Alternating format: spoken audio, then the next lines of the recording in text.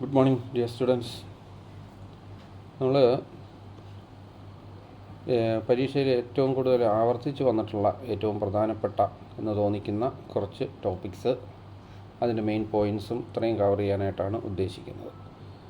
അപ്പോൾ എല്ലാവരും അതൊന്ന് ശ്രദ്ധിക്കുക. ടോപ്പിക്കുകളും പറയും, അതിൻ്റെ മെയിൻ പോയിൻറ്റ്സ് പരീക്ഷയ്ക്ക് നിർബന്ധമായിട്ടും ഉണ്ടായിരിക്കേണ്ട കുറച്ച് ടോപ്പിക്സും പറയും. എല്ലാവരും ഇത് ആവർത്തിച്ച് കണ്ട് മനസ്സിലാക്കിയിട്ട് വേണം പരീക്ഷയ്ക്ക് പോകാനായിട്ട്. ഇത് മാത്രം പഠിച്ചു എന്ന് കരുതി നല്ല മാർക്ക് ലഭിക്കണമെന്നും നിർബന്ധമില്ല. പരീക്ഷയ്ക്ക് കൂടുതലായിട്ട് ആവർത്തിച്ച് വന്നിട്ടുള്ള ടോപ്പിക്കുകളാണ് നമ്മളിവിടെ കവർ ചെയ്യാനായിട്ട് ഉദ്ദേശിക്കുന്നത്. അപ്പോൾ ആദ്യത്തെ chapter constitution why and how, ഭരണഘടന എന്തുകൊണ്ട് എങ്ങനെയെന്നുള്ള ആ ഒരു ചാപ്റ്ററിൽ ഏറ്റവും പ്രധാനമായിട്ടും അതിൻ്റെ അകത്ത് ചോദിക്കാൻ സാധ്യതയുള്ളത് which are the functions of a constitution എന്നുള്ളതാണ്. ഭരണഘടനയുടെ കർത്തവ്യങ്ങൾ എന്തൊക്കെയാണ് എന്നുള്ളതാണ് ഏറ്റവും പ്രധാനമായിട്ടും അതിൻ്റെ അകത്ത് വരുന്ന ഒരു ചോദ്യം എന്ന് പറയുന്നത്. അപ്പോൾ അതിൽ പ്രധാനമായിട്ടും 5 പോയിൻറ്റ്സ് ഉണ്ട്. There are 5 points which are the functions of a constitution എന്നുള്ളതിൽ. ഭരണഘടനയുടെ കർത്തവ്യങ്ങൾ അല്ലെങ്കിൽ ധർമ്മങ്ങൾ അല്ലെങ്കിൽ ജോലികൾ അല്ലെങ്കിൽ ചുമതലകൾ എല്ലാം ഒന്ന് തന്നെയാണ്. അതിൽ 5 പോയിൻറ്റ്സ് ആണുള്ളത്. 5 പോയിൻറ്റ്സും മാർക്കിനെ അടിസ്ഥാനമാക്കി നിർബന്ധമായിട്ടും അതിൻ്റെ അകത്ത് വന്നിരിക്കണം. ഒന്നാമത്തെ പോയിൻ്റ് എന്ന് പറഞ്ഞു കഴിഞ്ഞാൽ constitution allows coordination and assurance എന്നുള്ളതാണ്. ഭരണഘടന ഏകോപനവും ഉറപ്പും നൽകുന്നു എന്നുള്ളതാണ് ഒന്നാമത്തെ പോയിൻ്റ് എന്ന് പറയുന്നത്. പിന്നെ അത് മാർക്കിനനുസരിച്ച് അതിൻ്റെ എക്സ്പാൻഷനുകളും ആവശ്യമായിട്ട് വരും. ഇപ്പോൾ മെയിൻ പോയിൻറ്റ്സ് മാത്രമേ പറയുന്നുള്ളൂ. അപ്പോൾ ഒന്നാമത്തെ നമ്മൾ പറഞ്ഞു constitution allows coordination and assurance. രണ്ടാമത്തത് എന്ന് പറഞ്ഞു കഴിഞ്ഞാൽ specification of decision making powers എന്നുള്ളതാണ്. അതായത് അധികാരം ആർക്കാണ് എന്ന് വ്യക്തമാക്കുന്നു. അതാണ് specification of decision making powers. അല്ലെങ്കിൽ ഒരു രാജ്യത്ത് ആരാണ് തീരുമാനമെടുക്കേണ്ടുന്നത് എന്നുള്ള കാര്യം വ്യക്തമാക്കുന്നു. ഇതാണ് രണ്ടാമത്തത്, specification of decision making powers. ഇനി മൂന്നാമത്തെ കർത്തവ്യം എന്ന് പറഞ്ഞു കഴിഞ്ഞാൽ limitations on the powers of the government എന്നുള്ളതാണ്. അതായത് അധികാരത്തിൻ്റെ പരിധി നിശ്ചയിക്കുന്നു എന്നുള്ളതാണ് മൂന്നാമത്തെ പോയിൻ്റ് എന്ന് പറയുന്നത്. അധികാരം നൽകുന്നതും കോൺസ്റ്റിറ്റ്യൂഷനാണ്, അധികാരത്തിന് പരിധി നിശ്ചയിച്ചിരിക്കുന്നതും കോൺസ്റ്റിറ്റ്യൂഷനാണ്. അപ്പം മൂന്നാമത്തെ പോയിൻ്റ് എന്ന് പറഞ്ഞു കഴിഞ്ഞാൽ limitations on the powers of the government. അതായത് ഗവൺമെൻറ് അധികാരങ്ങൾക്ക് പരിധി നിശ്ചയിക്കുന്നു എന്നുള്ളതാണ് മൂന്നാമത്തെ പോയിൻ്റ് എന്ന് പറയുന്നത്. ഇനി അടുത്ത നാലാമത്തെ പോയിൻ്റ് എന്ന് പറഞ്ഞു കഴിഞ്ഞാൽ aspirations and goals of A society. ഒരു സമൂഹത്തിൻ്റെ ലക്ഷ്യവും സ്വപ്നങ്ങളും യാഥാർത്ഥ്യമാക്കുന്നു എന്നുള്ളതാണ് അടുത്ത point, aspirations and goals of A society. ഇനി അഞ്ചാമത്തെ പോയിൻ്റ് എന്ന് പറഞ്ഞു കഴിഞ്ഞാൽ reflects the fundamental identity of people. അതായത് ജനങ്ങളുടെ വ്യക്തിത്വം അല്ലെങ്കിൽ ജനങ്ങൾക്ക് മൗലികമായ വ്യക്തിത്വം പ്രദാനം ചെയ്യുന്നു എന്നുള്ളതാണ് അഞ്ചാമത്തെ പോയിൻ്റ് എന്ന് പറയുന്നത്. അപ്പോൾ ഈ 5 പോയിൻറ്റ്സും അതിൻ്റെ അകത്ത് വന്നിരിക്കണം. അപ്പോൾ അതാണ് ഒന്നാമത്തെ ഫങ്ഷൻ എന്ന് പറയുന്നത്. ഇനി ഏറ്റവും കൂടുതൽ ആവർത്തിച്ച് ചോദിച്ചിട്ടുള്ളത് ഒരു ഭരണഘടനയുടെ ആധികാരികത നിശ്ചയിക്കുന്ന ഘടകങ്ങൾ എന്തൊക്കെയാണ് എന്നുള്ളതാണ്. അതായത് which are the factors that determine the authority of a constitution എന്നുള്ളതാണ് അടുത്ത ക്വസ്റ്റ്യൻ എന്ന് പറയുന്നത്. ഇതും ഒരു പ്രധാനപ്പെട്ട ക്വസ്റ്റ്യനാണ്. അതിൽ പ്രധാനമായിട്ടും 3 പോയിൻറ്റ്സ് ആണ് വരുന്നത്. ഒന്നാമത്തത് മോഡ് ഓഫ് പ്രൊമുൽഗേഷൻ എന്ന് പറയും, അല്ലെങ്കിൽ പ്രഖ്യാപന രീതി എന്നുള്ളതാണ്, മോഡ് ഓഫ് പ്രൊമുൽഗേഷൻ. രണ്ടാമത്തെ പോയിൻ്റ് എന്ന് പറഞ്ഞു കഴിഞ്ഞാൽ the substantive provisions of a constitution. അതല്ലെന്നുണ്ടെങ്കിൽ ഭരണഘടനയിലെ മുഖ്യ വ്യവസ്ഥകൾ. ഇതാണ് രണ്ടാമത്തെ പോയിൻ്റ് എന്ന് പറയുന്നത്. മൂന്നാമത്തതും അവസാനത്തതുമായിട്ടുള്ള പോയിൻ്റ് എന്ന് പറയുന്നത് ബാലൻസ്ഡ് ഇൻസ്റ്റിറ്റ്യൂഷണൽ ഡിസൈൻ എന്നുള്ളതാണ്. അതായത് സന്തുലിതമായ സ്ഥാപന രൂപരേഖ എന്നുള്ളതാണ്. അപ്പോൾ ഇതിലും മാർക്കിനെ അടിസ്ഥാനമാക്കിയിട്ട് ആ എക്സ്പാൻഷൻ അതിനനുസരിച്ച് നിങ്ങൾ എഴുതിക്കൊള്ളുക. ഇതാണ് അടുത്ത ക്വസ്റ്റ്യൻ എന്ന് പറയുന്നത്. ഇനി composition of constituent assembly of India. Indian ഭരണഘടനയിലെ നിർമ്മാണ സമിതി. ഭരണഘടന ഇന്ത്യക്ക് വേണ്ടി തയ്യാറാക്കുന്നത് ഒരു നിർമ്മാണ സമിതിയാണ്, കോൺസ്റ്റിറ്റ്യൂൻ്റ് അസംബ്ലി ഓഫ് ഇന്ത്യയാണ്. ഈ കോൺസ്റ്റിറ്റ്യൂൻ്റ് അസംബ്ലിയുടെ കോമ്പോസിഷൻ എന്ന് പറയുന്നതാണ് അടുത്ത ക്വസ്റ്റ്യൻ എന്ന് പറയുന്നത്. ഇത് ഒരുപാട് ചോദിച്ചിട്ടില്ല എങ്കിലും ഇടയ്ക്ക് അത് ചോദിക്കാറുണ്ട്. അപ്പോൾ ആ ക്വസ്റ്റ്യന് കൂടി നിങ്ങൾ ഒന്ന് മനസ്സിലാക്കി വച്ചിരിക്കുക. പിന്നീട് വരുന്ന ഒരു ക്വസ്റ്റ്യൻ എന്ന് പറഞ്ഞു കഴിഞ്ഞാൽ ഏറ്റവും പ്രധാനമായിട്ടും വരുന്ന ഒരു ക്വസ്റ്റ്യൻ എന്ന് പറയുന്നത് അതിൻ്റെ അകത്തുനിന്ന്, അതായത് ഇന്ത്യൻ ഭരണഘടന മറ്റ് രാജ്യങ്ങളിൽ നിന്ന് കടമെടുത്ത ആശയങ്ങൾ എന്തൊക്കെയാണ് എന്നുള്ളതാണ്. ഇത് നിർബന്ധമായിട്ടും ചോദിക്കുന്ന ഒരു ചോദ്യമാണിതെന്ന് പറയുന്നത്. അതായത് provisions borrowed by the constitution of India from other constitutions. മറ്റുള്ള രാജ്യങ്ങളിലെ ഭരണഘടനയിൽ നിന്നും ഇന്ത്യൻ ഭരണഘടന എന്തൊക്കെ ആശയങ്ങളാണ് കടമെടുത്തിട്ടുള്ളത് എന്നുള്ളത് ഒരു ഇമ്പോർട്ടൻ്റ് ആയിട്ടുള്ള ടോപ്പിക്കായിട്ടാണ് നമുക്ക് പരീക്ഷയ്ക്ക് വന്നിട്ടുള്ളത്. കാരണം എല്ലാ ക്വസ്റ്റ്യനുകളിലും ഒരു 3 മാർക്കിന് അല്ലെങ്കിൽ 4 മാർക്കിന് ചേരുംപടി ചേർക്കുക, ആ ഒരു രീതിയിൽ ഈ ക്വസ്റ്റ്യൻസ് വരാറുണ്ട്. അപ്പോൾ അത് ഒന്ന് രണ്ടെണ്ണം ഒന്ന് പറയാം. കോൺസ്റ്റിറ്റ്യൂഷൻ ഓഫ് UK, അതായത് ബ്രിട്ടൻ എന്ന് പറയുന്ന രാജ്യത്തിലെ ഭരണഘടന എന്ന് പറഞ്ഞു കഴിഞ്ഞാൽ അവിടെ നിന്ന് എടുത്തിട്ടുള്ള ആശയങ്ങളെന്ന് പറയുന്നത് പാർലമെൻ്ററി ഫോം ഓഫ് ഗവൺമെൻറ് അല്ലെങ്കിൽ പാർലമെൻ്ററി ഭരണ സമ്പ്രദായം, റൂൾ ഓഫ് ലോ, നിയമവാഴ്ച എന്ന് പറയുന്നത്, ലെജിസ്ലേറ്റീവ് പ്രൊസീജിയർ, നിർമ്മാണ പ്രക്രിയ, അതാണ്. പിന്നീട് സ്പീക്കർ, നമ്മുടെ ലോക്സഭയിലും പിന്നീട് സംസ്ഥാന നിയമസഭകളിലും എല്ലാം സ്പീക്കർ എന്ന് പറയുന്നൊരു പദവിയുണ്ട്. ആ സ്പീക്കർ പദവിയൊക്കെ എടുത്തിരിക്കുന്നത് ഈ അമേരിക്കയിലെ കോൺസ്റ്റിറ്റ്യൂഷനിൽ നിന്നാണ്. അടുത്തതാണ് ബ്രിട്ടനിലെ കോൺസ്റ്റിറ്റ്യൂഷനിൽ നിന്നാണ്. അടുത്താണ് കോൺസ്റ്റിറ്റ്യൂഷൻ ഓഫ് USA, അമേരിക്കയിലെ കോൺസ്റ്റിറ്റ്യൂഷൻ എന്ന് പറയുന്നത്. അവിടെ നിന്നാണ് ഏറ്റവും പ്രധാനമായിട്ടുള്ള ഫണ്ടമെൻ്റൽ റൈറ്റ്സ് എന്ന് പറയുന്ന ആശയം എടുത്തിട്ടുള്ളത്, അല്ലെങ്കിൽ മൗലിക അവകാശങ്ങളെന്ന് പറയുന്ന ആശയം എടുത്തിട്ടുള്ളത്. പിന്നീട് ജുഡീഷ്യൽ റിവ്യൂ എന്ന് പറയും, അതായത് നീതിന്യായ പുനഃപരിശോധന എന്ന് പറയുന്ന ആശയം. അതേപോലെ ഇൻഡിപെൻഡൻസ് ഓഫ് ജുഡീഷ്യറിയുടെ സ്വാതന്ത്ര്യം അല്ലെങ്കിൽ നീതിന്യായ വ്യവസ്ഥയുടെ സ്വാതന്ത്ര്യം എന്ന് പറയുന്നത്. പിന്നീട് പ്രിയാമ്പിൾ എന്ന് പറയുന്ന ആശയം, ഇന്ത്യൻ ഭരണഘടനയുടെ ആമുഖം എന്ന് പറയുന്ന ആശയം. ഇങ്ങനെയുള്ളതെല്ലാം എടുത്തിട്ടുള്ളതും ഇക്വാളിറ്റി ബിഫോർ ലോ, നിയമത്തിന് മുന്നിൽ സമത്വം എന്ന് പറയുന്നത് എടുത്തിട്ടുള്ളതും അമേരിക്കയിൽ നിന്നാണ്. പിന്നീട് കാനഡയിൽ നിന്നാണ് അവശിഷ്ട അധികാരങ്ങൾ അല്ലെങ്കിൽ റെസിജ്വറി പവേഴ്സ് എന്ന് പറയുന്നത് എടുത്തിട്ടുള്ളത്. പിന്നീട് യൂണിയൻ ലിസ്റ്റ്, സ്റ്റേറ്റ് ലിസ്റ്റ് ഇങ്ങനെയൊക്കെയുള്ളതെല്ലാം എടുത്തിട്ടുള്ളത് കാനഡയിൽ നിന്നാണ്. അതായത് കേന്ദ്ര ലിസ്റ്റ്, സംസ്ഥാന ലിസ്റ്റ് ഇങ്ങനെയൊക്കെയുള്ളതെല്ലാം എടുത്തിട്ടുള്ളത് കാനഡയിൽ നിന്നാണ്. പിന്നീട് ശക്തമായ കേന്ദ്ര ഗവൺമെൻറ്, ആ ഒരു സമ്പ്രദായം എടുത്തിട്ടുള്ളത് കാനഡയിൽ നിന്നാണ്. അതായത് സ്ട്രോങ് സെൻട്രൽ ഗവൺമെൻറ് എടുത്തിട്ടുള്ളത് പിന്നീട് കാനഡയിൽ നിന്നാണ്. ഇനി അടുത്തതാണ് ഫ്രാൻസ് എന്ന് പറയുന്ന രാഷ്ട്രം. ഫ്രാൻസിൽ നിന്ന് ഫ്രഞ്ച് റവല്യൂഷൻ്റെ ഏറ്റവും പ്രധാനമായിട്ടുള്ള മുദ്രാവാക്യം ലിബർട്ടി, ഈക്വാളിറ്റി ആൻഡ് ഫ്രട്ടേണിറ്റി, സ്വാതന്ത്ര്യം, സമത്വം, സാഹോദര്യം എന്ന് പറയുന്നത് എടുത്തിട്ടുള്ളത് ഫ്രാൻസിൽ നിന്നാണ്. പിന്നീട് റിപ്പബ്ലിക് എന്ന ആശയം എടുത്തിട്ടുള്ളതും ഫ്രാൻസിൽ നിന്നാണ്. അടുത്തത് അയർലൻഡിൽ നിന്നാണ് നമ്മൾ directive principles of state policy, അതായത് നിർദ്ദേശക തത്വങ്ങൾ എന്ന് പറയുന്ന ആശയം എടുത്തിട്ടുള്ളത്. പിന്നീട് ഓസ്ട്രേലിയയിൽ നിന്നാണ് കൺകറൻറ്റ് ലിസ്റ്റ് അല്ലെങ്കിൽ സംയുക്ത ലിസ്റ്റ് എന്ന് പറയുന്ന ആശയം എടുത്തിട്ടുള്ളത് ഓസ്ട്രേലിയയിൽ നിന്നാണ്. ഇനി USSR എന്ന് പറയുന്ന പഴയ റഷ്യ എന്നൊക്കെ പറയും നമ്മൾ. USSR എന്ന് പറയുന്ന രാഷ്ട്രത്തിൽ നിന്നാണ് ഫണ്ടമെൻ്റൽ ഡ്യൂട്ടീസ് അല്ലെങ്കിൽ മൗലിക കടമകൾ അല്ലെങ്കിൽ കർത്തവ്യങ്ങൾ എടുത്തിട്ടുള്ളത്. പിന്നീട് സൗത്ത് ആഫ്രിക്കയിൽ നിന്നാണ് നമ്മൾ ഭരണഘടന ഭേദഗതി ചെയ്യുന്നതിനുള്ള മാർഗ്ഗങ്ങൾ അല്ലെങ്കിൽ procedure for amendment of the constitution എന്ന് പറയുന്നത് എടുത്തിട്ടുള്ളത്. അപ്പോൾ ഇത്രയുമാണ് നമുക്ക് ഈ ഒരു ചാപ്റ്ററിൽ നിന്നും മനസ്സിലാക്കാനായിട്ടുള്ളത്. ഏറ്റവും പ്രധാനമായിട്ടും പരീക്ഷയ്ക്ക് ആവർത്തിച്ച് ചോദിച്ചിട്ടുള്ളത് ഈ പറയുന്ന ക്വസ്റ്റ്യനുകളാണ്. മറ്റ് ഒരുപാട് ക്വസ്റ്റ്യനുകൾ അതിൻ്റെ അകത്ത് നിന്ന് സാധ്യതയുള്ളതുണ്ട്. അതായത് ഒബ്ജക്റ്റീവ് റെസൊല്യൂഷൻ എന്ന് പറയുന്നത്, അതായത് ലക്ഷ്യപ്രമേയം എന്ന് പറയുന്ന ഒരു ഭാഗമുണ്ട് അതിൻ്റെ അകത്തുനിന്ന്, അത് നിങ്ങളൊന്ന് മനസ്സിലാക്കി വെച്ചിരിക്കുക. പിന്നീട് ദേശീയ പ്രസ്ഥാനത്തിൽ നിന്ന് ഇന്ത്യ കടമെടുത്ത ആശയങ്ങൾ എന്തൊക്കെയാണ്, ഇങ്ങനെയൊക്കെയുള്ള കാര്യങ്ങൾ അതിൻ്റെ അകത്തുനിന്ന് വരാനുള്ള ചാൻസ് കൂടുതലാണ്. അപ്പോൾ ഇതാണ് ഒന്നാമത്തെ ചാപ്റ്ററിൽ നിന്ന് നമുക്ക് ചർച്ച ചെയ്യാനായിട്ടുള്ളത്.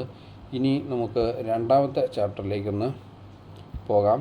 രണ്ടാമത്തെ ചാപ്റ്റർ എന്ന് പറയുന്നത്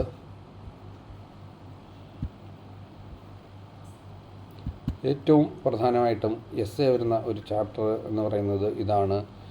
കഴിഞ്ഞ പരീക്ഷയ്ക്ക് മാത്രമാണ് ഒരു ചെറിയ വ്യത്യാസം വന്നത്. അതായത് ഫണ്ടമെൻ്റൽ റൈറ്റ്സ് എന്ന് പറയുന്നത് ഒരു എസ്സേയുടെ രൂപത്തിൽ കഴിഞ്ഞ പ്രാവശ്യം ചോദിച്ചില്ല. അതുകൊണ്ട് ഇനി മുതൽ അങ്ങനെ ചോദിക്കത്തില്ല എന്ന് ഒരിക്കലും നമുക്ക് പറയാൻ പറ്റുകയില്ല. അതുകൊണ്ട് തന്നെ ആ ഫണ്ടമെൻ്റൽ റൈറ്റ്സ് എന്ന് പറയുന്നതാണ് ഈ ചാപ്റ്ററിൽ ഏറ്റവും പ്രധാനമായിട്ടുള്ളത്. അത് നിങ്ങൾ വ്യക്തമായ രീതിയിൽ മനസ്സിലാക്കി വെച്ചിരിക്കുക. അതൊരു എസ്സേ എന്നുള്ള രീതിയിൽ തന്നെ വളരെ വിശദമായ രീതിയിൽ അത് എഴുതുന്ന വിധത്തിൽ മനസ്സിലാക്കി വെച്ചിരിക്കണം. അപ്പോൾ അതിലൊരു ഇൻട്രൊഡക്ഷൻ എന്നുള്ള രീതിയിൽ ഫണ്ടമെൻ്റൽ റൈറ്റ്സ് വന്നു കഴിഞ്ഞാൽ ഇൻട്രൊഡക്ഷൻ എന്നുള്ള രീതിയിലൊക്കെ എഴുതേണ്ടതുണ്ട്. ഇത്ര പാർട്ടുകൾ 3യിലാണ് ഫണ്ടമെൻ്റൽ റൈറ്റ്സ് ഉൾപ്പെടുത്തിയിരിക്കുന്നത് എന്നുള്ള കാര്യം എഴുതുക. ഇന്ത്യയിലെ മാഗ്ന കാർട്ട ഓഫ് ഇന്ത്യ എന്നാണ് ഇത് അറിയപ്പെടുന്നത് എന്നുള്ള കാര്യം എഴുതുക. ജനാധിപത്യത്തെ സംരക്ഷിച്ചു നിന്ന പില്ലറാണ് ഫണ്ടമെൻ്റൽ റൈറ്റ്സ്, അല്ലെങ്കിൽ സപ്പോർട്ടിംഗ് പില്ലേഴ്സ് ഓഫ് ഡെമോക്രസിയാണ്. ഇങ്ങനെയുള്ള കാര്യങ്ങളെല്ലാം തന്നെ അതിൻ്റെ അകത്ത് ഒരു ഇൻട്രൊഡക്ഷൻ എന്നുള്ള രീതിയിൽ എഴുതുക. പിന്നീട് അതിൻ്റെ അകത്ത് ഏതാണ്ട് കാറ്റഗറീസ് ഓഫ് ഫണ്ടമെൻ്റൽ റൈറ്റ്സിൽ 6 കാറ്റഗറീസ് ഓഫ് ഫണ്ടമെൻ്റൽ റൈറ്റ്സ് ആണ് നമുക്ക് വരുന്നത്. പണ്ട് 7 കാറ്റഗറി ഉണ്ടായിരുന്നു, അതിൽ ഒരെണ്ണം നമ്മൾ മാറ്റി. അതുകൊണ്ട് ഇന്ന് 6 കാറ്റഗറി മാത്രമാണ് നമ്മുടെ മുമ്പിൽ ഫണ്ടമെൻ്റൽ റൈറ്റ്സ് എന്നുള്ള രൂപത്തിൽ നമ്മുടെ മുമ്പിൽ ഉള്ളത്. അപ്പോൾ 7ാമത്തെ ഒരെണ്ണം മാറ്റിയെന്ന് പറഞ്ഞു. ആ മാറ്റിയതെന്ന് പറഞ്ഞു കഴിഞ്ഞാൽ റൈറ്റ് ടു പ്രോപ്പർട്ടി, അല്ലെങ്കിൽ സ്വത്തവകാശം എന്നുള്ളതാണ് മൗലിക അവകാശത്തിൻ്റെ പദവിയിൽ നിന്ന് മാറ്റി നിർത്തിയിരിക്കുന്നത്. ബാക്കിയുള്ള 6 ഫണ്ടമെൻ്റൽ റൈറ്റുകൾ എന്ന് പറഞ്ഞു കഴിഞ്ഞാൽ റൈറ്റ് ടു ഇക്വാളിറ്റി, അല്ലെങ്കിൽ സമത്വത്തിനുള്ള അവകാശം, റൈറ്റ് ടു ഫ്രീഡം, സ്വാതന്ത്ര്യത്തിനുള്ള അവകാശം, റൈറ്റ് അഗെയിൻസ്റ്റ് എക്സ്പ്ലോയിറ്റേഷൻ, ചൂഷണത്തിനെതിരെയുള്ള അവകാശം, right to freedom of religion, മത സ്വാതന്ത്ര്യം, കൾച്ചറൽ ആൻഡ് എഡ്യൂക്കേഷണൽ റൈറ്റ്സ്, സാംസ്കാരികവും വിദ്യാഭ്യാസപരവുമായിട്ടുള്ള അവകാശം, റൈറ്റ് ടു കോൺസ്റ്റിറ്റ്യൂഷണൽ റെമഡീസ്, ഭരണഘടനാപരമായ പ്രതിവിധിക്കുള്ള അവകാശം. ഇങ്ങനെയുള്ളതാണ് 6 ഫണ്ടമെൻ്റൽ റൈറ്റ്സ് എന്ന് പറയുന്നത്. അതിൻ്റെ എക്സ്പ്ലനേഷനിലേക്കൊന്നും ഞാൻ കടക്കുന്നില്ല. അത് നിങ്ങൾ വ്യക്തമായ രീതിയിൽ അത് ഓരോന്നും വായിച്ച് മനസ്സിലാക്കി വെച്ചിട്ട് വേണം പരീക്ഷയ്ക്ക് പോകാനായിട്ട്. പിന്നീട് മറ്റൊന്ന് വരുന്നത് അതിൻ്റെ അകത്ത് ഏറ്റവും അവസാനം നമ്മൾ പറഞ്ഞ ഒരു റൈറ്റാണ് റൈറ്റ് ടു കോൺസ്റ്റിറ്റ്യൂഷണൽ റെമഡീസ്, അല്ലെങ്കിൽ ഭരണഘടനാപരമായ പ്രതിവിധിക്കുള്ള അവകാശം എന്ന് പറയുന്നത്. അതിൻ്റെ അകത്തുനിന്ന് ഒരുപാട് ഷോർട്ട് ക്വസ്റ്റ്യൻസ് വേറെ വരാനുള്ള ചാൻസ് ഉണ്ട്. അതിലാണ് 5 റിട്ടുകൾ പറഞ്ഞിരിക്കുന്നത്. 5 റിട്ടുകളാണ് നമ്മുടെ ഇന്ത്യൻ കോൺസ്റ്റിറ്റ്യൂഷനിലുള്ളത്. അതിൽ തന്നെ ഒരു ഷോർട്ട് ക്വസ്റ്റ്യനായിട്ട് സ്ഥിരം ചോദിക്കുന്നത് ഹൈക്കോടതിക്ക് ഏത് ആർട്ടിക്കിൾ പ്രകാരമാണ് റിട്ടുകൾ പുറപ്പെടുവിക്കുന്നത്. Which right guarantees high courts to issue writs എന്നുള്ളത് ആർട്ടിക്കിൾ 32 എന്നാൽ ഹൈക്കോടതികൾക്ക് റിട്ട് പുറപ്പെടുവിക്കാനുള്ള ആർട്ടിക്കിൾ എന്ന് പറയുന്നത് ആർട്ടിക്കിൾ 226 ആണ്. എന്നാൽ സുപ്രീം കോടതിക്ക് റിട്ടുകൾ പുറപ്പെടുവിക്കാനുള്ള അധികാരം നൽകുന്ന ആർട്ടിക്കിൾ എന്ന് പറയുന്നത് ആർട്ടിക്കിൾ 32 ആണ്. അപ്പോൾ ആർട്ടിക്കിൾ 32 പ്രകാരം സുപ്രീം കോടതിയും ആർട്ടിക്കിൾ 226 പ്രകാരം ഹൈക്കോടതികളിലും ഈ ഫണ്ടമെൻ്റൽ റൈറ്റ്സ് സ്ഥാപിക്കുന്നതിന് വേണ്ടിയിട്ട് റിട്ടുകൾ പുറപ്പെടുവിക്കുന്നു. ആ റിട്ടുകൾ എന്ന് പറയുന്നത് 5 റിട്ടുകളാണെന്ന് നേരത്തെ പറഞ്ഞു. ഒന്നാമത്തെ റിട്ട് എന്ന് പറയുന്നത് ഹേബിയസ് കോർപ്പസ് എന്നുള്ളതാണ്, ശരീരം ഹാജരാക്കുക എന്നർത്ഥം വരുന്നു. മറ്റൊന്ന് മാൻഡമസ് എന്നുള്ളതാണ്, അതായത് ഞങ്ങൾ കൽപ്പിക്കുന്നു, ആജ്ഞാപിക്കുന്നു, വി കമാൻഡ് എന്നുള്ളത് ആണ് അടുത്തതെന്ന് പറയുന്നത്. അടുത്തത് പ്രൊഹിബിഷൻ എന്നുള്ളതാണ്. 4ാമത്തെ റിട്ട് എന്ന് പറയുന്നത് സെർഷ്യോററി എന്നുള്ളതാണ്. 5ാമത്തെ റിട്ട് എന്ന് പറയുന്നത് കോ വാറൻറ്റോ എന്നുള്ളതാണ്, അതായത് by what warrant or authority എന്നുള്ളതാണ് 5ാമത്തെ റിട്ട്. ഇങ്ങനെ 5 റിട്ടുകളാണുള്ളത്. അതൊന്ന് വ്യക്തമായ രീതിയിൽ മനസ്സിലാക്കി വെച്ചിരിക്കുക. പിന്നീട് ഫണ്ടമെൻ്റൽ ഡ്യൂട്ടീസ് അങ്ങനെ ഒരുപാട് ചോദിച്ച് കണ്ടിട്ടില്ല, എങ്കിലും അതിലൊരു പ്രധാനപ്പെട്ട ടോപ്പിക്കാണ് ഫണ്ടമെൻ്റൽ ഡ്യൂട്ടീസ് എന്ന് പറയുന്നത്. അതിൽ ഒരു 10-11 ഫണ്ടമെൻ്റൽ ഡ്യൂട്ടീസ് അല്ലെങ്കിൽ കടമകൾ വരുന്നുണ്ട്. അതിലൊരു 4-5 എണ്ണമെങ്കിലും നമ്മളൊന്ന് വ്യക്തമായിട്ട് മനസ്സിലാക്കി വെച്ചിട്ട് പരീക്ഷയ്ക്ക് പോവുക. പിന്നീട് ചോദിക്കാറുള്ളത് നാഷണൽ ഹ്യൂമൻ റൈറ്റ്സ് കമ്മീഷൻ, ദേശീയ മനുഷ്യാവകാശ കമ്മീഷൻ എന്ന് പറയുന്ന ഒരു ടോപ്പിക്കാണ് അതിൻ്റെ അകത്ത് സ്ഥിരമായിട്ട് ആവർത്തിച്ച് ചോദിക്കാറുള്ളത്. അതുകൂടി ഒന്ന് മനസ്സിലാക്കി വെച്ചിട്ട് വേണം പരീക്ഷയ്ക്ക് പോകാനായിട്ട്. പിന്നീട് വരുന്നതാണ് directive principles of state policy എന്ന് പറയുന്ന ടോപ്പിക്ക്. വെരി ഇമ്പോർട്ടൻ്റ് ആണ്. ഇതും പരീക്ഷയ്ക്ക് സ്ഥിരമായിട്ട് ചോദിക്കുന്നതാണ്. Directive principles of state policy അല്ലെങ്കിൽ നിർദ്ദേശക തത്വങ്ങൾ എന്ന് പറയുന്നത്. അപ്പോൾ ഈ നിർദ്ദേശക തത്വങ്ങളെന്ന് പറയുന്നത് 3 കാറ്റഗറി ആയിട്ട് തിരിച്ചിട്ടുണ്ട്. സോഷ്യലിസ്റ്റ് തത്വങ്ങൾ, ഗാന്ധിയൻ തത്വങ്ങൾ, പിന്നീട് ലിബറൽ തത്വങ്ങൾ അല്ലെങ്കിൽ ഉദാര തത്വങ്ങൾ എന്ന് പറയുന്ന രീതിയിൽ 3 കാറ്റഗറി ആയിട്ട് തിരിച്ചിട്ടുണ്ട്. അതിൽ ഓരോന്നിലും ഓരോ സബ് പോയിൻറ്റ്സ് കുറേ വരുന്നുണ്ട്. അതെല്ലാം മനസ്സിലാക്കി വെക്കണം. കാരണം ഇത് ചേരുംപടി ചേർക്കാനായിട്ടോ ഇല്ലെങ്കിൽ ഒരു 6 എണ്ണം തന്നിട്ട് 3 എണ്ണത്തിൻ്റെ കാറ്റഗറിയിൽ ഉൾപ്പെടുത്താനായിട്ടോ ഒക്കെ ആയിരിക്കും, 3 ടേബിളിൽ ഉൾപ്പെടുത്താനൊക്കെ ആയിരിക്കും അത് തരുന്നത്. അതുകൊണ്ട് തന്നെ ആ ക്വസ്റ്റ്യനും വളരെ ഇമ്പോർട്ടൻ്റ് ആണ്. അതിലേക്ക് എൻ്റെ ആൻസറിലേക്ക് ഞാൻ കടക്കുന്നില്ല. അപ്പോൾ അതും കൂടി ഒന്ന് മനസ്സിലാക്കി വെച്ചിരിക്കുക. പിന്നീട് difference between fundamental rights and directive principles of state policy എന്ന് പറയുന്നത് സ്ഥിരമായിട്ട് വരാറുള്ള ഒരു ടോപ്പിക്കാണ്. Difference between fundamental rights and directive principles of state policy, അതായത് മൗലിക അവകാശങ്ങളും നിർദ്ദേശക തത്വങ്ങളും തമ്മിലുള്ള വ്യത്യാസം എന്തൊക്കെയാണ് എന്നുള്ളത് സ്ഥിരമായിട്ട് ചോദിക്കാറുണ്ട്. അതുകൂടി നിങ്ങളൊന്ന് മനസ്സിലാക്കി വെച്ചിരിക്കുക. അത് മൗലിക അവകാശങ്ങളെന്ന് പറഞ്ഞു കഴിഞ്ഞാൽ നെഗറ്റീവ് ഇൻ ക്യാരക്ടർ എന്നാണ് പറയുന്നത്. മാത്രമല്ല imposes certain restriction on the powers of the state, അതായത് രാഷ്ട്രത്തിൻ്റെ അധികാരങ്ങളിന്മേൽ ചില നിയന്ത്രണങ്ങൾ ഏർപ്പെടുത്തുന്നതാണ് ഈ ഫണ്ടമെൻ്റൽ റൈറ്റ്സ് എന്ന് പറയുന്നത്. അതുകൊണ്ടാണ് it is negative in character എന്ന് പറയുന്നത്. അടുത്ത അതിൻ്റെ ഒരു പ്രത്യേകത എന്ന് പറഞ്ഞു കഴിഞ്ഞാൽ sets limitation upon the state actions, അതായത് രാഷ്ട്രത്തിൻ്റെ പ്രവർത്തികളിൽ നിയന്ത്രണം ഏർപ്പെടുത്തുന്നു എന്നുള്ളതാണ്.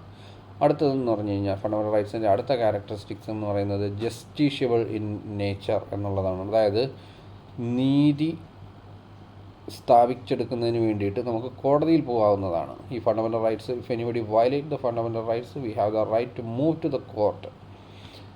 അതായത് നമുക്ക് ആരെങ്കിലും നമ്മുടെ മൗലികാവകാശങ്ങൾ നിഷേധിച്ചു കഴിഞ്ഞാൽ നമുക്ക് അത് സ്ഥാപിക്കുന്നതിന് വേണ്ടിയിട്ട് കോടതിയിൽ പോകാൻ പറ്റും. ഇതാണ് ജസ്റ്റിഷ്യബിൾ എന്നുള്ളത് പറയുന്നത്. അപ്പോൾ ഇതാണ് ഫണ്ടമെൻ്റൽ റൈറ്റ്സിൻ്റെ നേച്ചർ എന്ന് പറയുന്നത്.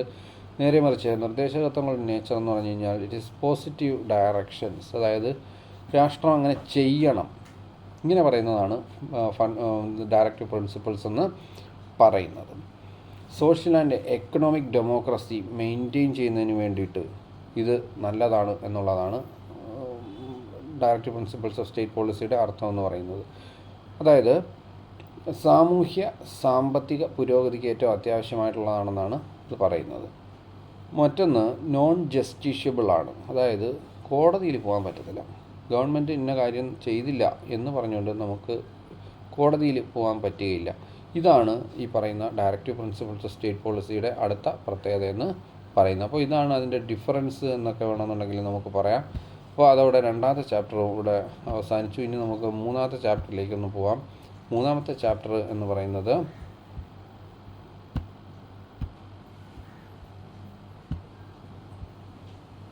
ഇലക്ഷൻ ആൻഡ് റെപ്രസെൻറ്റേഷൻ എന്നുള്ളതാണ് മൂന്നാമത്തെ ചാപ്റ്റർ എന്ന് പറയുന്നത്. അതായത് തെരഞ്ഞെടുപ്പും പ്രാതിനിധ്യവും എന്നുള്ളതാണ് മൂന്നാമത്തെ ചാപ്റ്റർ എന്ന് പറയുന്നത്. അപ്പോൾ അതിൻ്റെ അകത്ത് പ്രധാനമായിട്ടും വരുന്നത് ഇന്ത്യ എന്തുകൊണ്ട്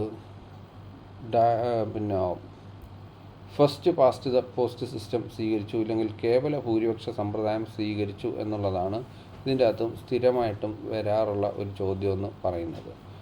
എന്തുകൊണ്ടാണ് ഇന്ത്യ ഈ പറയുന്ന why India adopt the FPTP അല്ലെങ്കിൽ first past the post system അല്ലെങ്കിൽ കേവല ഭൂരിപക്ഷ സമ്പ്രദായം സ്വീകരിച്ചു എന്നുള്ളതാണ്. അപ്പോൾ അത് ഒരു പ്രധാനമായിട്ടും വരുന്ന ഒരു ചോദ്യമാണ്. അപ്പോൾ അതിൻ്റെ ഒരു 3-4 പോയിൻറ്റ്സ് ഞാനൊന്ന് പറഞ്ഞേക്കാം. ഒന്നാമത്തത് ഇറ്റ് ഈസ് കമ്പാരിറ്റീവ്ലി ഈസി. ഈ പറയുന്ന FPTP അല്ലെങ്കിൽ കേവല ഭൂരിപക്ഷ സമ്പ്രദായം എന്ന് പറയുന്നത് താരതമ്യേന എളുപ്പമാണ്. When compared to proportional representation FPTP is comparatively easy. അതാണ് ഇതിൻ്റെ ഒരു പ്രത്യേകത എന്ന് പറയുന്നത്. അപ്പോൾ വലിയ കോംപ്ലിക്കേറ്റഡ് ആയിട്ടുള്ള ഒന്നുമല്ല, അതാണ് ഒരു പ്രത്യേകത. ഇനി രണ്ടാമത്തെ പ്രത്യേകത എന്ന് പറഞ്ഞു കഴിഞ്ഞാൽ ordinary illiterate citizen can understand FPTP easily. അതാണ് അടുത്ത പ്രത്യേകത. അതായത് ഒരു സാധാരണക്കാരൻ അല്ലെങ്കിൽ ഒരു വിദ്യാഭ്യാസമില്ലാത്ത ആൾ, അവർക്ക് പോലും ഈ കേവല ഭൂരിപക്ഷ സമ്പ്രദായം എളുപ്പത്തിൽ മനസ്സിലാക്കാനായിട്ട് സാധിക്കും എന്നുള്ളതാണ്. മൂന്നാമത്തെ പ്രത്യേകത എന്ന് പറഞ്ഞു കഴിഞ്ഞാൽ proportional representation is suitable for small States.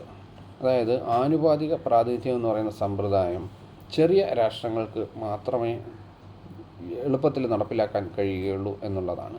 നേരെ മറിച്ച് FPTP can be effectively implemented in vast nation like India.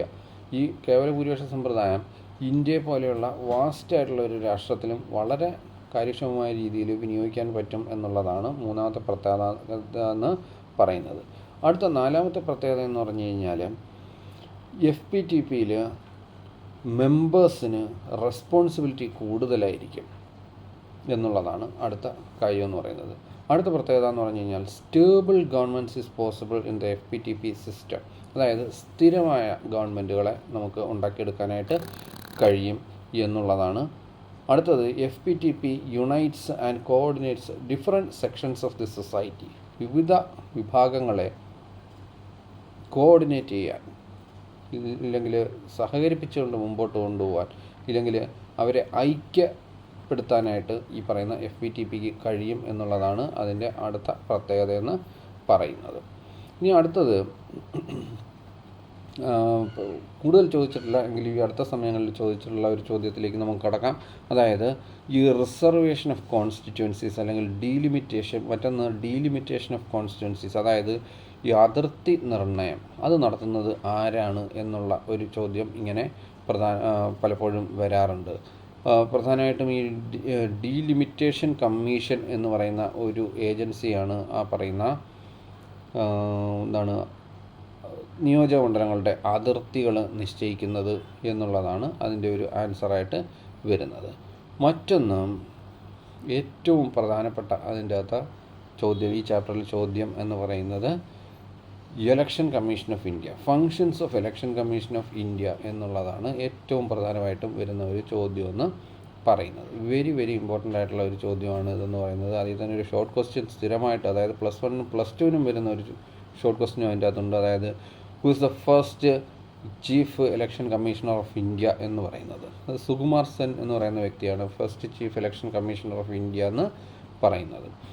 അപ്പോൾ അത് കൂടാതെ തന്നെ അതിൻ്റെ അകത്ത് വരുന്ന ഏറ്റവും പ്രധാനപ്പെട്ട ക്വസ്റ്റ്യൻ എന്ന് പറയുന്നത് functions of election commission of India എന്നുള്ളതാണ്. അതായത് തെരഞ്ഞെടുപ്പ് കമ്മീഷൻ്റെ ചുമതലകൾ എന്തൊക്കെയാണ് എന്നുള്ളതാണ്. അപ്പോൾ അതുകൂടി ഇതിൻ്റെ ഒരു കുറച്ച് പോയിൻറ്റ്സ് കൂടി പറഞ്ഞേക്കാം. തെരഞ്ഞെടുപ്പ് കമ്മീഷനാണ് they conduct elections of the President of India, Vice President of India, Members of Parliament and Members of State Legislatures. അതായത് ഇന്ത്യൻ പ്രസിഡൻറ്റിനെയും ഇന്ത്യയുടെ വൈസ് പ്രസിഡൻറ്റ്, ഉപരാഷ്ട്രപതിയെയും, ഇന്ത്യയിലെ MP-മാർ, മെമ്പർ ഓഫ് പാർലമെൻറ്റ് അവരെയും, അതേപോലെ തന്നെ സ്റ്റേറ്റ് ലെജിസ്ലേറ്റീവ് അസംബ്ലിയിലെ അംഗങ്ങൾ, അതായത് സംസ്ഥാന നിയമസഭകളിലെ അംഗങ്ങൾ, നമ്മുടെ MLA-മാർ, ഇവരെല്ലാം തിരഞ്ഞെടുക്കുന്നത് ഈ ഇലക്ഷൻ കമ്മീഷനാണ്. They prepares the voters list, voter പട്ടിക തയ്യാറാക്കുന്നത് ഇവരാണ്.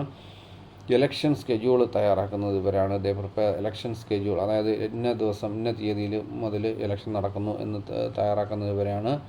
പിന്നീട് പോസ്റ്റ്പോൺ ചെയ്യുന്നതോ ക്യാൻസൽ ചെയ്യുന്നതോ ഇവരാണ്. അതായത് ഇന്ന ദിവസത്തെ ആ ഒരു ഇലക്ഷൻ നീട്ടിവെക്കുകയോ അല്ലെങ്കിൽ ആ ദിവസം നടന്ന ഇലക്ഷൻ ക്യാൻസൽ ചെയ്യുകയോ ചെയ്യുന്നത് ഈ പറയുന്ന ഇലക്ഷൻ കമ്മീഷനാണ്.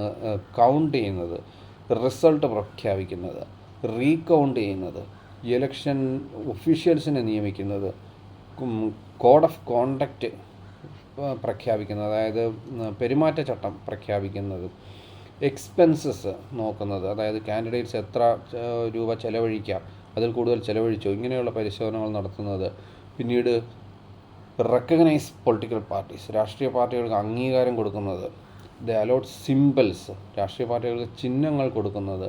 ഇതെല്ലാം തന്നെ ഇലക്ഷൻ കമ്മീഷനാണ്. ഇങ്ങനെ ഒരുപാട് ഫംഗ്ഷനുകൾ ഇലക്ഷൻ കമ്മീഷനുണ്ട്. അതേപോലെ തന്നെ ഇമ്പോർട്ടൻ്റ് ആയിട്ടുള്ള മറ്റൊരു ക്വസ്റ്റ്യനാണ് ഇലക്ട്രൽ റിഫോംസ് ഇൻ ഇന്ത്യ, ഇന്ത്യയിലെ തെരഞ്ഞെടുപ്പ് എങ്ങനെ പരിഷ്കരിക്കാം എന്നുള്ള ഒരു ചോദ്യം. വളരെ ഇമ്പോർട്ടൻ്റ് ആയിട്ടുള്ള ഒരു ചോദ്യമാണ് ഇതെന്ന് പറയുന്നത്. അപ്പോൾ അതിൻ്റെയും കുറച്ച് പോയിൻറ്റ്സ് ഒന്ന് പറഞ്ഞിരിക്കാം. മാർക്കിന് അടിസ്ഥാനമാക്കിയിട്ട് വേണം നിങ്ങൾ എക്സ്പാൻഡ് ചെയ്ത് എഴുതുന്നതിന് വേണ്ടിയിട്ട്. അല്ലാതെ എത്ര മാർക്കിന് ചോദിച്ചു കഴിഞ്ഞാലും 2 പോയിൻറ്റ് അല്ലെങ്കിൽ 3 പോയിൻറ്റ് മാത്രം എഴുതി വയ്ക്കരുത്. അപ്പോൾ ഇലക്ഷൻ കമ്മീഷൻ്റെ കാര്യം നമ്മൾ പറഞ്ഞു. ഇനി നമ്മൾ പറയാൻ പോകുന്നത് ഇലക്ട്രൽ റിഫോംസ് ഇൻ ഇന്ത്യ, ഇന്ത്യയിലെ തെരഞ്ഞെടുപ്പ് പ്രക്രിയയെ പറ്റിയാണ്. ഇന്ത്യയിലെ തെരഞ്ഞെടുപ്പ് പരിഷ്കാരങ്ങളെ പറ്റിയാണ്.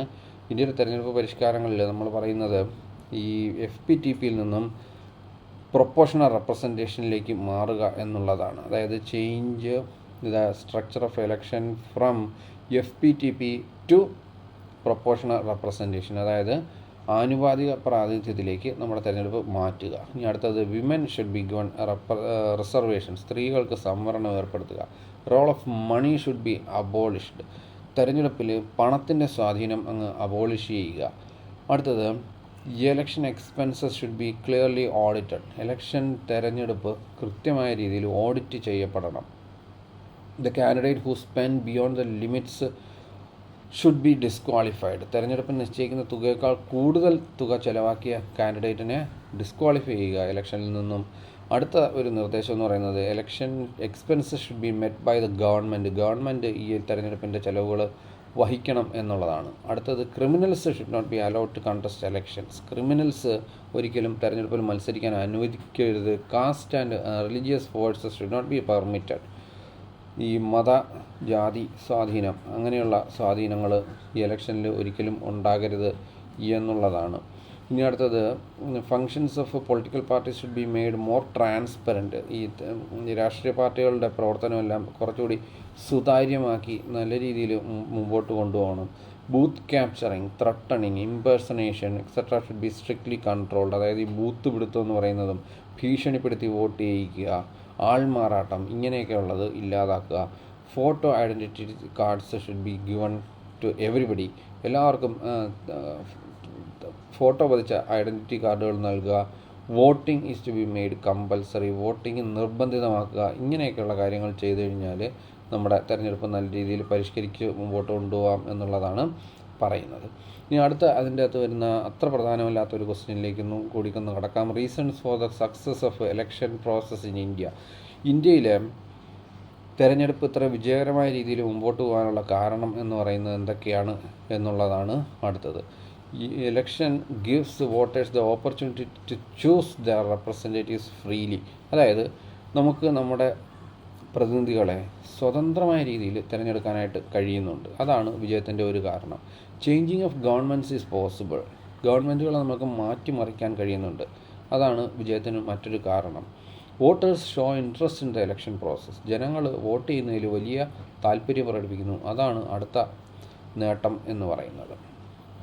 മാത്രമല്ല number of candidates and political parties participating in election is increasing. ഈ തെരഞ്ഞെടുപ്പിൽ മത്സരിക്കുന്ന കാൻഡിഡേറ്റ്സ് ആയാലും പാർട്ടികളുടെ എണ്ണമായാലും എല്ലാം ദിനംപ്രതി കൂടിക്കൊണ്ടിരിക്കുകയാണ് എന്നുള്ളതാണ് അടുത്ത പ്രത്യേകത എന്ന് പറയുന്നത്. Malpractices and rigging are comparatively less. ഇപ്പോൾ ഇന്ത്യയിലെ തെരഞ്ഞെടുപ്പിൻ്റെ സമ്പ്രദായത്തിനെ പറ്റി പറയുകയാണെന്നുണ്ടെങ്കിൽ ഇന്ത്യയിൽ ഈ പറയുന്ന തെരഞ്ഞെടുപ്പ് അട്ടിമറികൾ, തെരഞ്ഞെടുപ്പ് അഴിമതികൾ ഇതെല്ലാം തന്നെ വളരെ കുറവായിട്ടാണ് കണക്കാക്കുന്നത്. ഇതെല്ലാമാണ് ഇന്ത്യയിലെ തെരഞ്ഞെടുപ്പ് ഇത്ര വിജയകരമായിട്ട് നീങ്ങാനുള്ള കാരണമെന്ന് പറയുന്നത്. അപ്പോൾ മൂന്നാമത്തെ ചാപ്റ്റർ അവസാനിച്ചു. ഇനി നാലാമത്തെ ചാപ്റ്ററാണ് എക്സിക്യൂട്ടീവ് എന്ന് പറയുന്ന ചാപ്റ്റർ. എക്സിക്യൂട്ടീവ് അല്ലെങ്കിൽ കാര്യനിർവഹണ വിഭാഗം എന്ന് പറയുന്ന ചാപ്റ്ററാണ് അടുത്തതെന്ന് പറയുന്നത്. ഇതിൽ നമ്മൾ ഏറ്റവും ഇമ്പോർട്ടൻ്റ് ആയിട്ട് അതിൻ്റെ അകത്ത് വരുന്നതെന്ന് പറഞ്ഞു കഴിഞ്ഞാൽ ഇന്ത്യയിലെ പ്രസിഡൻ്റ് ഓഫ് ഇന്ത്യ, അതാണ് പ്രസിഡൻ്റ് ഓഫ് ഇന്ത്യ എന്നുള്ളതാണ് ഏറ്റവും പ്രധാനമായിട്ട് അതിൻ്റെ അകത്ത് വരുന്ന ഒരു ചോദ്യം എന്ന് പറയുന്നത്. പ്രസിഡൻ്റ് ഓഫ് ഇന്ത്യ, അപ്പോൾ അത് ഒന്ന് മനസ്സിലാക്കി വെച്ചിരിക്കുക. പിന്നീട് ആ പ്രസിഡൻ്റ് ഓഫ് ഇന്ത്യയിൽ ഒരുപാട് കാര്യങ്ങൾ പറയുന്നുണ്ട്. അദ്ദേഹത്തിൻ്റെ എലക്ഷൻ, അദ്ദേഹത്തിൻ്റെ റിമൂവൽ, ഇങ്ങനെയുള്ള കാര്യങ്ങളെല്ലാം അതിൽ പറയുന്നുണ്ട്. പിന്നീട് powers and position of the president, അതിലും കുറേ കാര്യങ്ങൾ പറയുന്നുണ്ട്. Executive powers, legislative powers, financial powers, judicial powers, അങ്ങനെ പല പവേഴ്സും പറയുന്നുണ്ട് അതിൻ്റെ അകത്ത്. എങ്കിലും ഏറ്റവും പ്രധാനമായിട്ടും അതിൻ്റെ അകത്തൊരു കൺഫ്യൂസിംഗ് ആയിട്ട് വരുന്ന ഒരു ചോദ്യം എന്ന് പറയുന്നത് discretionary powers of the president of India എന്നുള്ളതാണ്. Discretionary powers of the president of India, അതായത് ഇന്ത്യൻ പ്രസിഡൻറ്റിൻ്റെ വിവേചന അധികാരങ്ങൾ എന്തൊക്കെയാണ് എന്നുള്ളത് അതൊന്ന് വ്യക്തമായിട്ട് മനസ്സിലാക്കി വെച്ചിരിക്കണം. ഒരു 3 പോയിൻറ്റ്സാണ് അതിൽ പ്രധാനമായിട്ടുള്ളത്. അത് 3 ഞാനൊന്ന് പറയാം. അതായത് president can send back the advice given by the council of ministers for reconsideration. അതായത് മന്ത്രിസഭ നൽകുന്ന ഉപദേശം തിരികെ പുനഃപരിശോധനയ്ക്കായിട്ട് അയക്കാനുള്ള അധികാരം ഈ പറയുന്ന പ്രസിഡൻറ്റിന് ഉണ്ട്. അതാണ് ഒന്നാമത്തെ വിവേചന അധികാരം എന്ന് പറയുന്നത്. രണ്ടാമത്തെ വിവേചന അധികാരം എന്ന് പറയുന്നത് ഹി എൻജോയ്സ് വീറ്റോ പവർ. നമ്മുടെ പ്രസിഡൻറ്റ് ഓഫ് ഇന്ത്യക്ക് ഒരു വീറ്റോ അധികാരമുണ്ട്. എന്താണ് ഈ വീറ്റോ അധികാരം എന്ന് പറഞ്ഞു കഴിഞ്ഞാൽ, അതായത് നമ്മൾ നേരത്തെ തന്നെ പറഞ്ഞിട്ടുണ്ട്, ഒരു ബില്ല് നിയമമായിട്ട് മാറണമെന്നുണ്ടെങ്കിൽ പ്രസിഡൻറ്റിൻ്റെ ഒപ്പ് ആവശ്യമാണ്. The signature of the president is mandatory to establish or to prepare a law in India. ഒരു ബില്ല് നിയമമായിട്ട് മാറണമെന്നുണ്ടെങ്കിൽ നമ്മുടെ ഇന്ത്യൻ പ്രസിഡൻറ്റ് അതിൽ ഒപ്പുവെച്ചേ തീരും. എന്നാൽ ഈ പ്രസിഡൻറ്റിന് ഒന്നുകിൽ ഈ ബില്ല് ഒപ്പുവയ്ക്കാം, അല്ലെങ്കിൽ പുനഃപരിശോധനയ്ക്കായിട്ട് തിരികെ കൊടുക്കാം. അതല്ലെന്നുണ്ടെങ്കിൽ ഇത് രണ്ടും ചെയ്യാതെ അദ്ദേഹത്തിന് കൈവശം വയ്ക്കാം. ഇതാണ് പോക്കറ്റ് വീറ്റോ എന്ന പേരിൽ അറിയപ്പെടുന്നത്. ഇതാണില്ലെങ്കിൽ വീറ്റോ എന്ന പേരിൽ അറിയപ്പെടുന്നത്. അതായത് ഒപ്പുവയ്ക്കാതെ അദ്ദേഹത്തിന് എത്ര കാലം വേണമെന്നുണ്ടെങ്കിൽ ആ ബില്ല് കൈവശം വെച്ചുകൊണ്ടിരിക്കാം. ഇതാണ് രണ്ടാമത്തെ അധികാരം എന്ന് പറയുന്നത്. ഇനി മൂന്നാമത്തെ അധികാരം എന്ന് പറഞ്ഞു കഴിഞ്ഞാൽ after a general election when no party gets a clear majority in the Lok Sabha he can invite a person who he is willing or he is able to form a government. ഒരു വ്യക്തിക്ക് ഏറ്റവും പ്രധാനമായിട്ടും ഗവൺമെൻറ് ഉണ്ടാക്കാൻ കഴിയുമെന്ന് അത്ര ബോധ്യമുള്ള ഒരു വ്യക്തിയെ പ്രധാനമന്ത്രി സ്ഥാനത്തേക്ക് ഇല്ലെങ്കിൽ മന്ത്രിസഭ രൂപീകരിക്കാനായിട്ട് ക്ഷണിക്കാനുള്ള ഒരു അവകാശം ഈ പറയുന്ന പ്രസിഡൻ്റ് ഓഫ് ഇന്ത്യക്ക് ഉണ്ട്. അത് ഏത് വ്യക്തിയെ പ്രധാനമന്ത്രി സ്ഥാനത്തേക്ക് സ്വീകരിക്കണമെന്ന് തീരുമാനിക്കുന്നതിനുള്ള അധികാരം ഈ പറയുന്ന പ്രസിഡൻ്റ് ഓഫ് ഇന്ത്യക്ക് ഉണ്ട്. അപ്പോൾ so these are the 3 discretionary powers of the President of India. First of all we have discussed that he has the power to give back the advice given by the Council of Ministers for reconsideration. Second one is case of bills, or he can keep the bill without signing it. He can keep the bill without signing the bill or sending back it to the parliament for reconsideration. ഇനി മൂന്നാമത്തെന്ന് പറയുന്നതാണ് clear majority. After even after a general election, nobody gets a clear majority. He can invite a person who he believes himself that he can form a government. അങ്ങനെയുള്ള അതാണ് മൂന്നാമത്തെ അധികാരം എന്ന് പറയുന്നത്.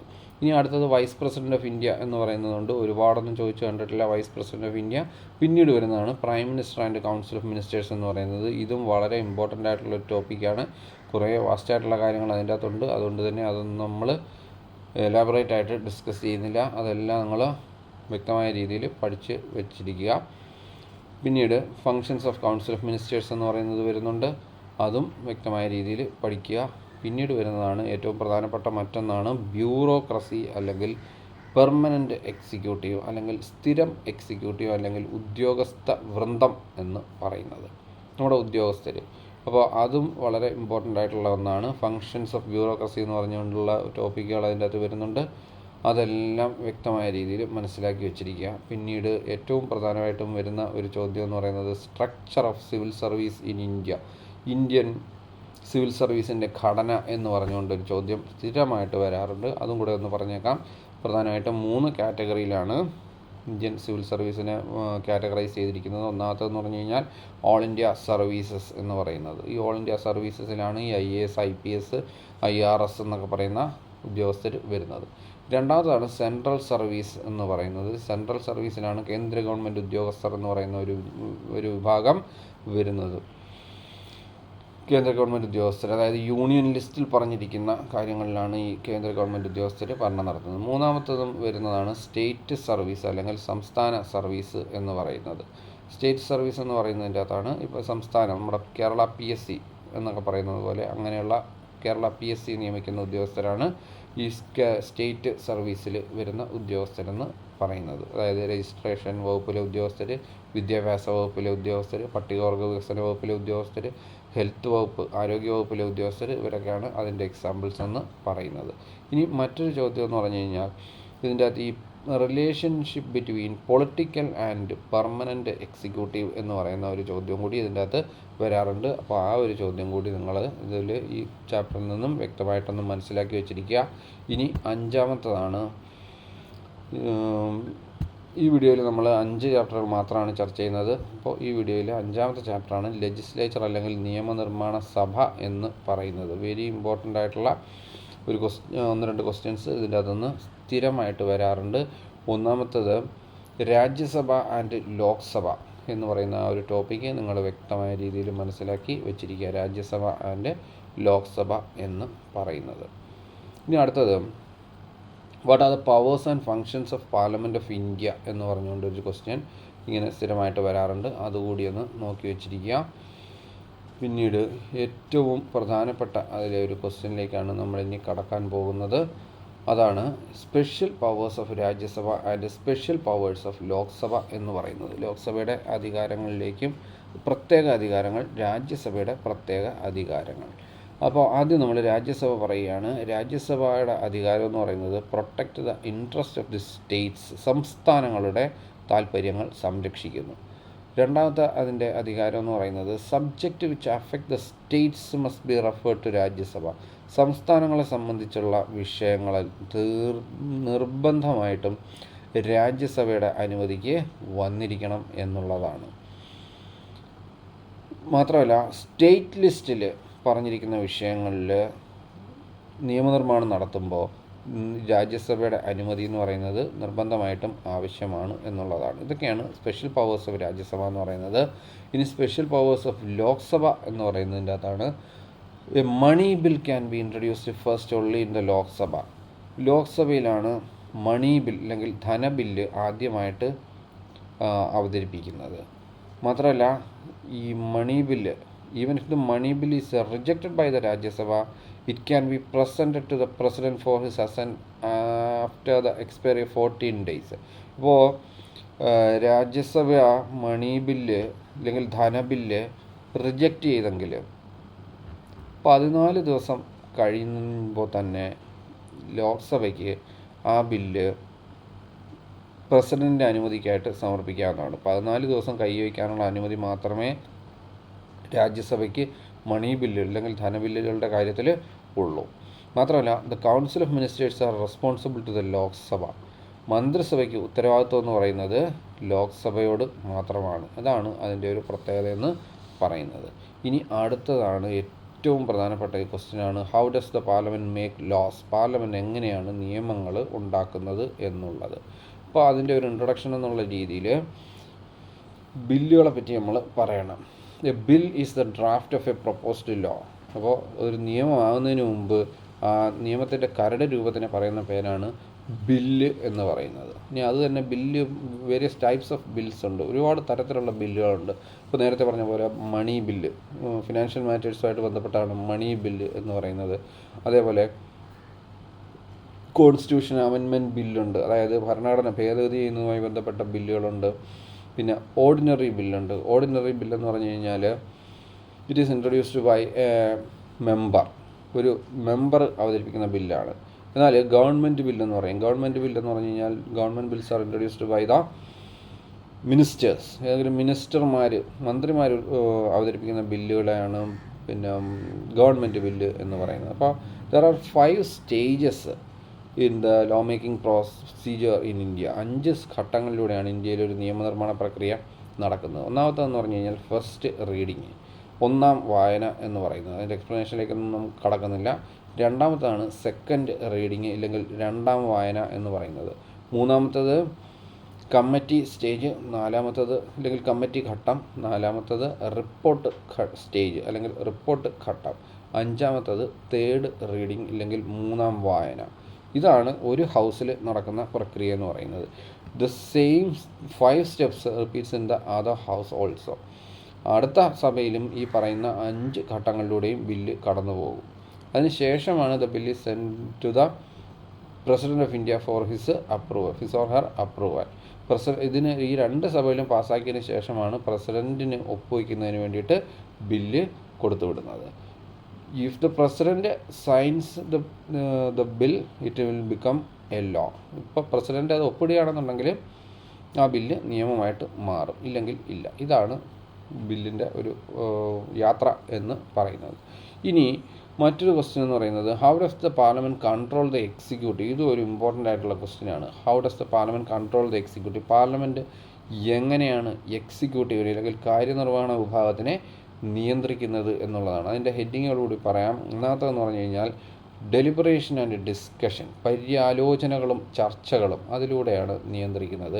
രണ്ടാമത്തേതെന്ന് പറഞ്ഞു കഴിഞ്ഞാൽ approval or refusal of laws, നിയമങ്ങൾക്ക് അംഗീകാരം കൊടുക്കുകയോ അവയെ തള്ളിക്കളയുകയോ ചെയ്യുന്നതിലൂടെയാണ് അടുത്ത രീതിയിൽ നിയന്ത്രിക്കുന്നത്. ഇനി മൂന്നാമത്തേതെന്ന് പറഞ്ഞു കഴിഞ്ഞാൽ ഫൈനാൻഷ്യൽ കൺട്രോളാണ് അല്ലെങ്കിൽ ധനപരമായിട്ടുള്ള നിയന്ത്രണമാണ്. നാലാമത്തെ മാർഗം എന്ന് പറയുന്നത് നോ കോൺഫിഡൻസ് മോഷനാണ് അല്ലെങ്കിൽ അവിശ്വാസ പ്രമേയം എന്നതിലൂടെയാണ്. അപ്പോൾ ഇങ്ങനെയാണ് ആ ഒരു പിന്നെ പാർലമെൻറ്റ് നമ്മുടെ എക്സിക്യൂട്ടീവിനെയൊക്കെ നിയന്ത്രിക്കുന്നത്. ഇനി അടുത്തത്, ഇങ്ങനെ ഒരു ചോദ്യം ഒരുപാട് ചോദിച്ച് കണ്ടിട്ടില്ല എങ്കിലും ഒന്ന് പറയുകയാണ്, how does the parliament regulate it self? Parliament എങ്ങനെയാണ് സ്വയം നിയന്ത്രിക്കുന്നത് എന്നുള്ളതാണ്. അപ്പോൾ പാർലമെൻറ്റിനെ നിയന്ത്രിക്കുന്നതിന് വേണ്ടിയിട്ട് അതിൻ്റെ ഓഫീസേഴ്സ് ഉണ്ട്. അതായത് രാജ്യസഭയിൽ പിന്നീട് രാജ്യസഭയുടെ ചെയർമാൻ ഉണ്ട്, അതേപോലെ തന്നെ ലോക്സഭയിൽ സ്പീക്കറുണ്ട്, അങ്ങനെയുള്ള ഉദ്യോഗസ്ഥരുണ്ട് അല്ലെങ്കിൽ സ്ഥാനമാനങ്ങൾ വഹിക്കുന്നവരുണ്ട്. അതേപോലെ തന്നെ കാലുമാറ്റ നിരോധന നിയമം അത് അങ്ങനെയുണ്ട്. ആൻറ്റി ഡിഫെക്ഷൻ ലോ, അങ്ങനെയുള്ള കാര്യങ്ങൾ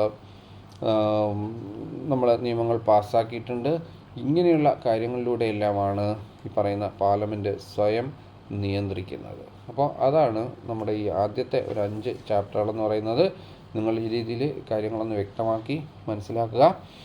ഇത് പരീക്ഷയ്ക്ക് ആവർത്തിച്ച് വന്നിട്ടുള്ള ക്വസ്റ്റ്യനുകളെയാണ് നമ്മൾ ഉൾപ്പെടുത്തിയിരിക്കുന്നത്. അടുത്ത വീഡിയോയിൽ അടുത്ത ചാപ്റ്ററുകൾ നമുക്ക് കാണാം. Thank you.